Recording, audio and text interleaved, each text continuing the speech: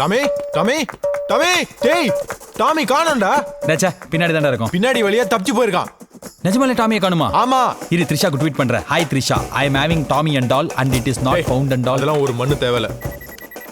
போன வாட்டி அவன் எஸ்கேப் ஆகும்போது அவன் காலர்ல ஒரு சின்ன ட்ராக்கிங் டிவைஸ் செட் பண்ணியிருந்தேன். அந்த ஜிபிஎஸ் மூலமா நம்ம கரெக்டா கண்டுபிடிச்சலாம் அவன் எங்க இருக்கான்னு. பாத்தியா? அவன் எக்ஸ்பிரஸ் ஒன்லி போயிருக்கான்.